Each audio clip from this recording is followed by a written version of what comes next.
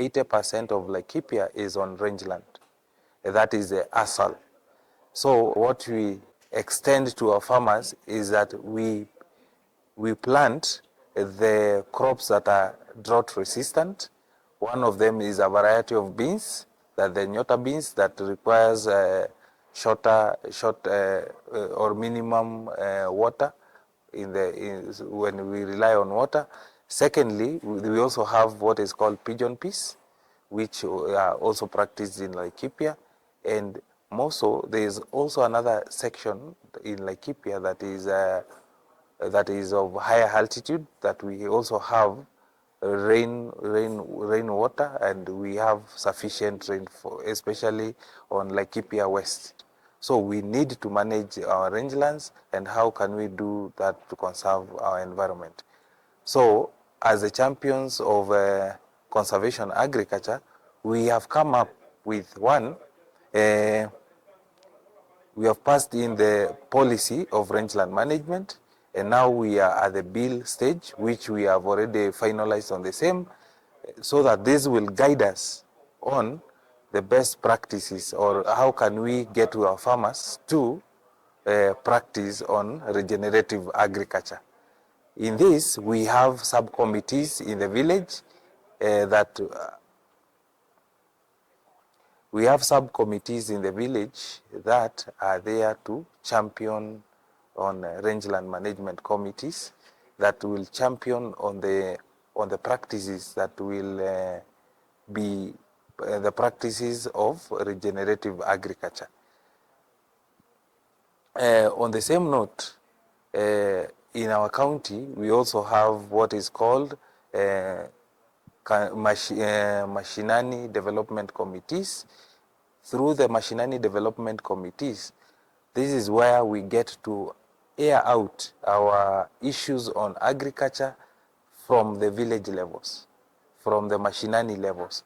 And through this, we normally conduct public participation on these development mashinani committees, and we get to highlight on issues, or get to highlight on issues on regenerative agriculture. And let me pose a question on how do we practice regenerative agriculture? How do we implement regenerative agriculture?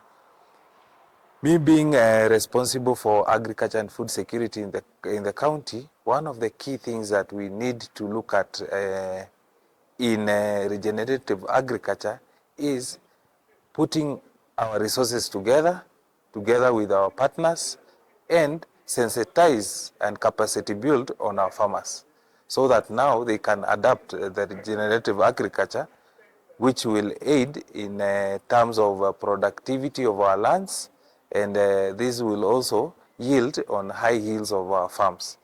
The second aspect that we also need to look at in regenerative agriculture is the allocation of funds. We know in the county government we are limited in terms of resources, but we are going also